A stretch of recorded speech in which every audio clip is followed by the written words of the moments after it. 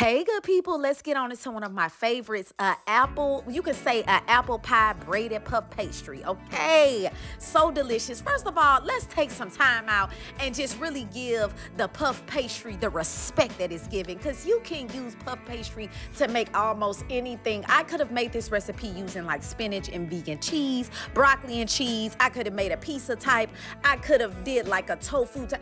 It's just so, I could have did this with like taco mix and it's so many things you could do with a puff pastry. But let's get on into this apple pie braided puff pastry. So to my non-stick skillet, I added some vegan butter, some organic brown sugar. I would have used the brown sugar throughout, but I ran out, so I had to also use some organic cane sugar, some cinnamon, some nutmeg, some salt. I sprinkled some lemon juice in there, and that is our sugar mixture. And then I'm just gonna add my apples. You wanna use the green Granny Smith apples because they're bitter.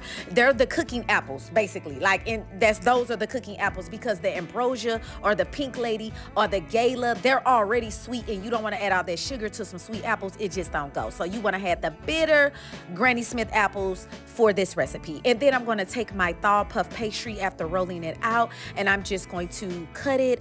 You're going to make that little cut down there at the bottom so that you can tuck it in. And then I'm just going to begin to cut these even lines for our braided puff pastry, honey. Not only do I wear my hair in braids, but I also braid my puff pastry. Give it up one time for the braids, okay? You can see me there trying to make sure that it's even. Yes, I could have grabbed a ruler, but honey, who was going to do that? Like, who was really going to do that, okay? So there I go, adding the mixture in the middle. And yes, I like a mushy type of mixture. I just don't want no straight apples with my puff pastry. This is a Danish. Can we get a little juice? Can we get a little, come on now, let's judge it on up. So you can see me there beginning to braid it. I could have tucked that a little bit better and closed that in just a little bit better, but I didn't. But honey, it's still gonna eat, okay? It's still gonna eat.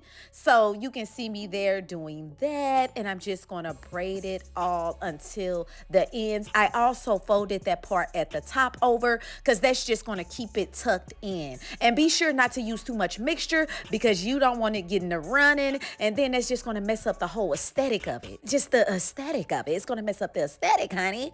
So let's go ahead and seal the deal and seal this on up. I did bake this on 400 degrees in my oven until it was golden brown. I'm gonna add some vegan butter on top, and that's just to give it that pretty golden brown color. And then I'm gonna also make my icing using some organic brown sugar, some organic powdered sugar, excuse me, honey, look, thinking about that brown sugar, and some almond milk, and I'm gonna just whisk that on top of my puff pastry.